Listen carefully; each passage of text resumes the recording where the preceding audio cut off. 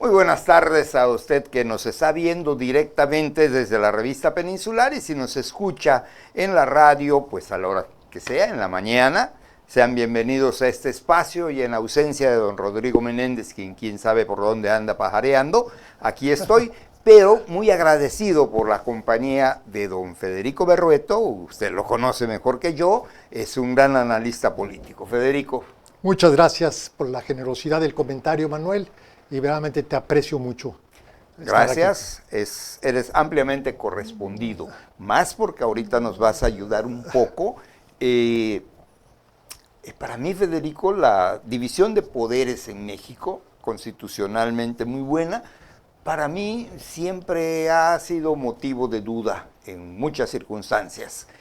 Actualmente hay, pues digamos, un enfrentamiento entre el Ejecutivo, el Poder Ejecutivo, y la Suprema Corte de Justicia. Sí.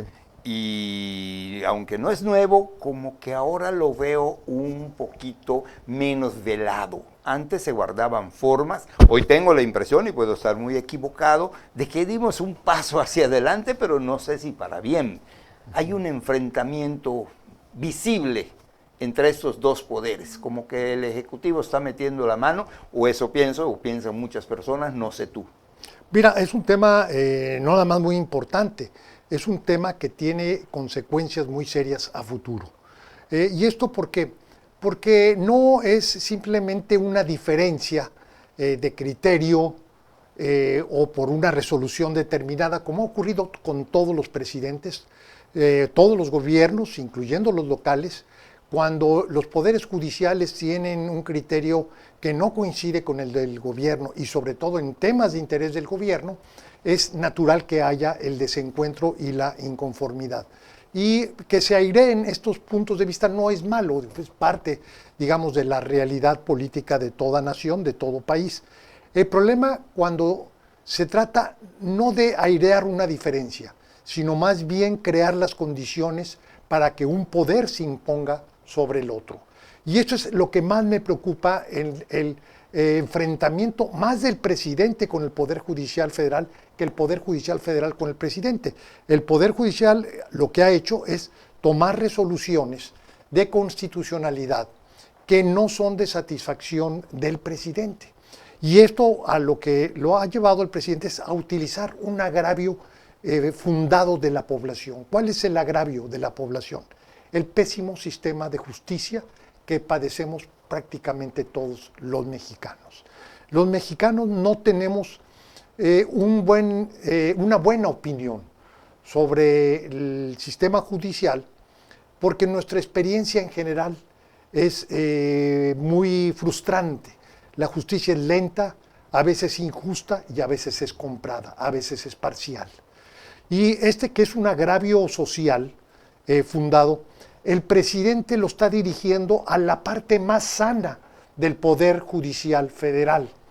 Y debo decir lo siguiente, la parcialidad en materia judicial, que sí existe, ¿verdad? Normalmente en los temas de vida cotidiana los define el dinero. Es decir, cuando hay un conflicto entre partes y van a una instancia judicial, los casos de corrupción, que en algún lado los hay, en algunos estados es muy frecuente, en la instancia federal también pueden presentarse, quien más influye sobre el juez es fundamentalmente el dinero.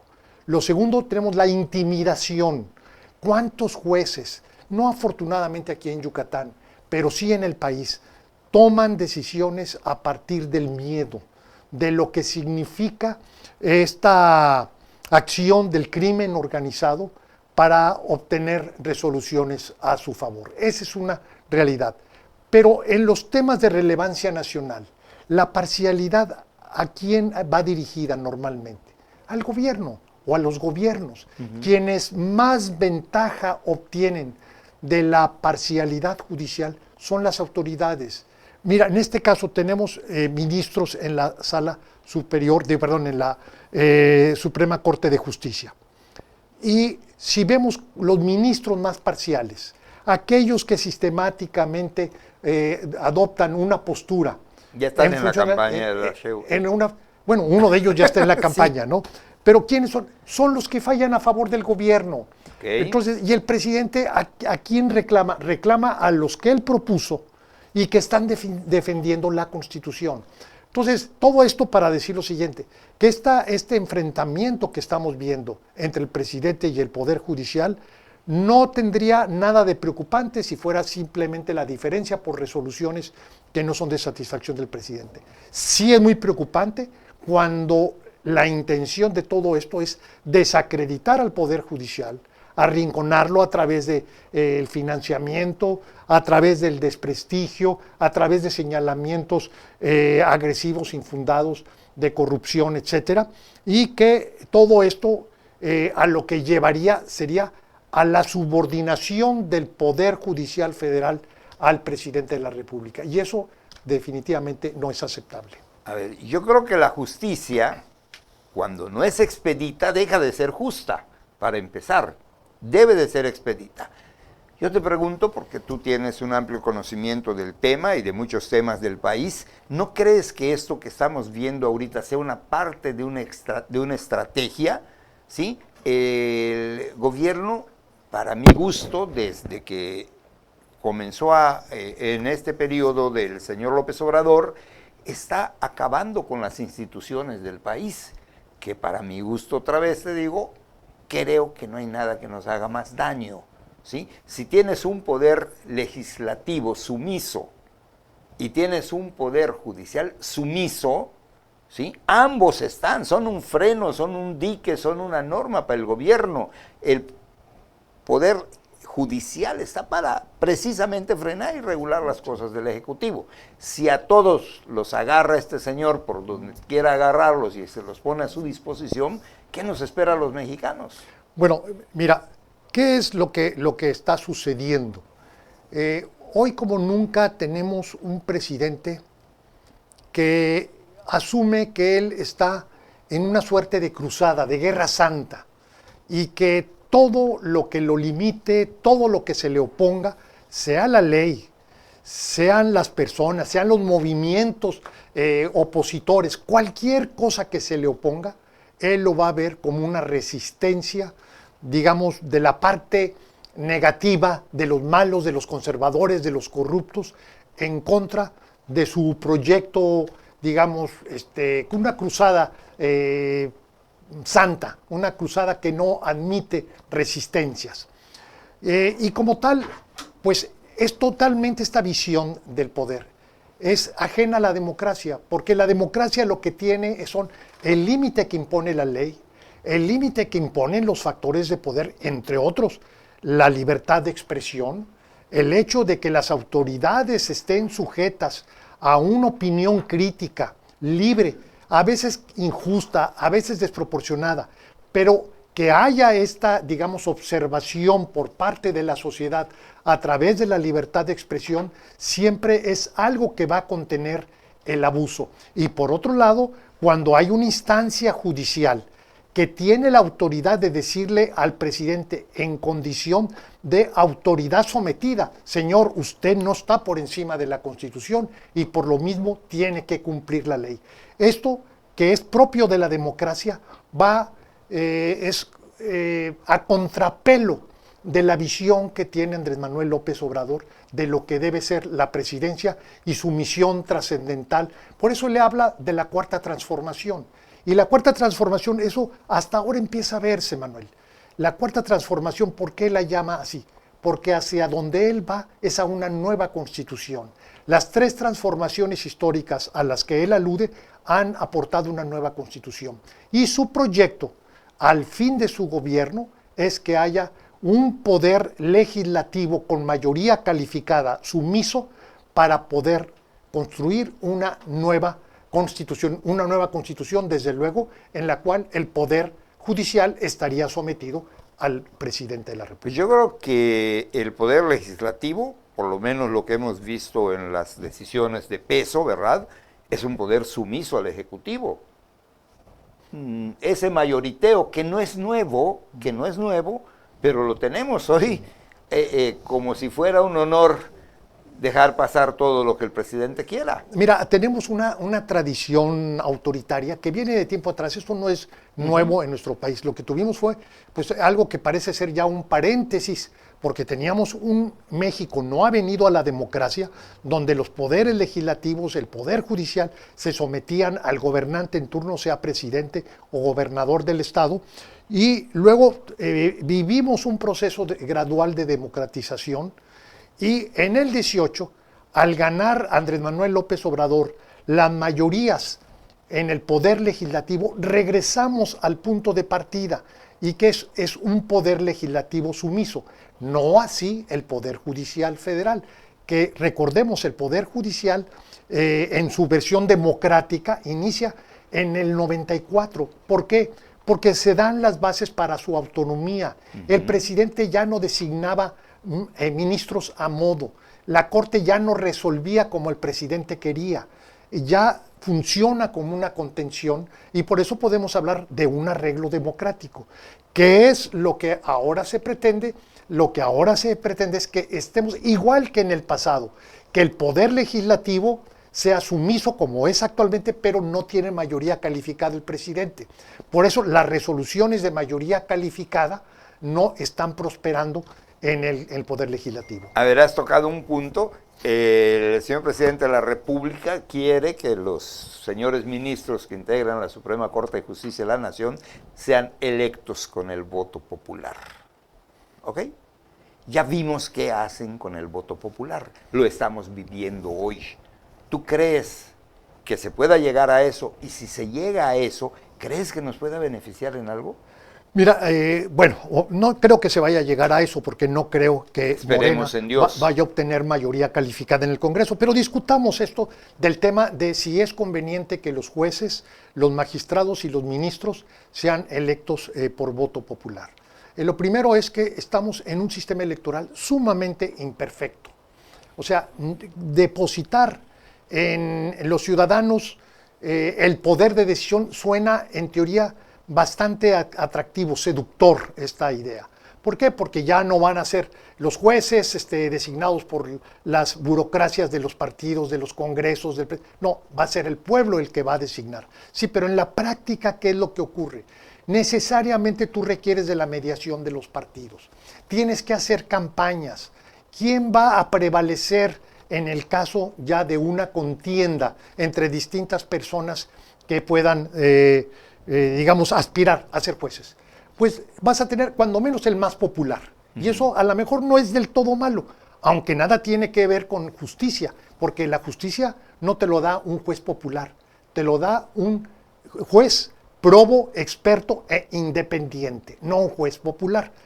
Pero puede ser el caso, dadas las insuficiencias de nuestro sistema democrático. Oye, imagínate que en Sinaloa no le va a interesar al narco influir para que el juez de distrito sea a modo.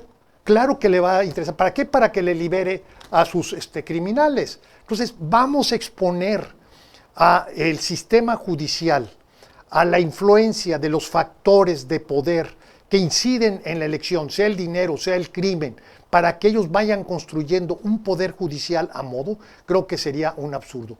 Fíjate que el ministro Saldívar, que ahora, bueno, exministro ahora en retiro, o no, ni siquiera en retiro porque renunció, ni siquiera tiene esa condición. Pero bueno, Arturo Saldívar no ha dicho claramente que los ministros deban elegirse. Lo que sí ha dicho es que sería un error que los jueces y los magistrados se eligieran, que esos tienen que ser resultado de carrera judicial. Bueno, una persona que elogia al presidente, que le da su beneplácito la candidata Claudia Sheinbaum, él mismo está diciendo que no deben elegirse ni jueces ni magistrados. Entonces, verdaderamente sí es un tema, hay que discutirlo, y yo creo que sería suicida, por decirlo lo menos, el que los funcionarios judiciales fueran electos. Claro, coincido plenamente. Además, nuestra democracia, o no sé si todas las democracias, nos limitan. Por ejemplo, son elecciones libres, puedes votar por quien te dé la gana, el voto es secreto, etcétera. Un partido te dice vota por Federico y otro te dice vota por Manuel. ¿Por qué? Porque los intereses, etcétera, etcétera, etcétera, resolvieron que Federico y Manuel sean los candidatos. ¿Esos son los que yo necesito?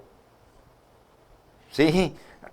Entonces, allá empieza. Vas a votar por alguien que se ha resuelto de acuerdo quién sabe con qué, porque tampoco salen a la plaza pública ni me lo dicen, ¿sí? Y ya me están limitando. A mí me hubiera gustado que sea un tercero, pero no lo tengo. Voy a votar por uno de esos dos.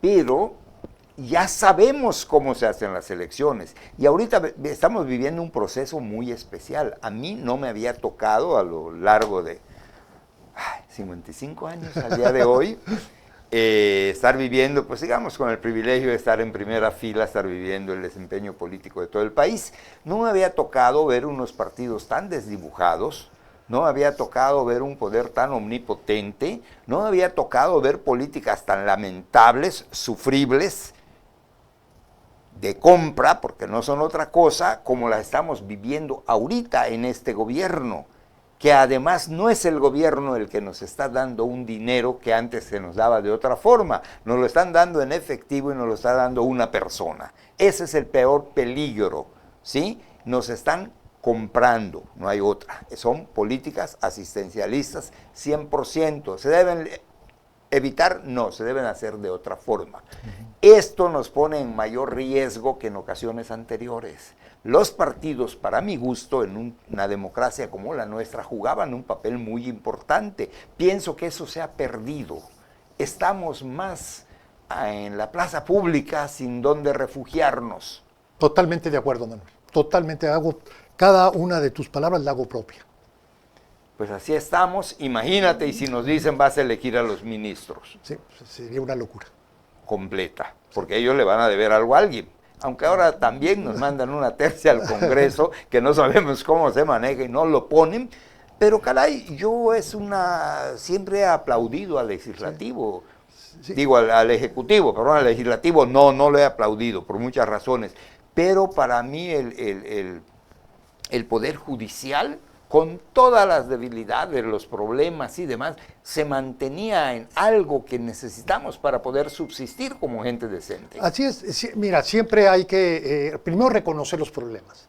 El primer problema es que tenemos un sistema de justicia que no está a la altura de lo que esperan y exigen los ciudadanos. Pero lo que hay es por qué no funciona y hay que dividirlo. Justicia penal, justicia administrativa, justicia civil, patrimonial, familiar, etcétera. Y cada uno de estos, entender cuál es el problema y cuál es la solución. Por ejemplo, en la justicia penal, tenemos tasas de impunidad que andan alrededor del 98% a nivel nacional. ¿Ah, sí? Afortunadamente aquí en Yucatán es inferior, pero verdaderamente quien la hace no la paga en este país. Es decir, quien comete un delito que pase a la cárcel, que sea sancionado, la tasa de impunidad es del 98%, Manuel. Entonces, ¿por qué hay impunidad? Y lo que nos vamos a dar cuenta que fundamentalmente el origen de la impunidad son los malos ministerios públicos, responsabilidad que está fuera o que está al margen de lo que es propiamente el Poder Judicial. Sí, y te digo, Federico, que lamentable eso se refleja hasta en nuestro trabajo. No nos dan la libertad de continuar. Ya me hicieron 2 señas que se nos acabó el tiempo. Así que, pues, darte las gracias. La dictadura del tiempo. La dictadura del tiempo, darte las gracias por tu presencia, por tus comentarios, pedirle a Dios que Rodrigo se quede mucho tiempo en la Ciudad de México y que me permita venir, porque la verdad he pasado 16 minutos extraordinarios. Gracias, nos vemos hasta aquí, desde Mérida.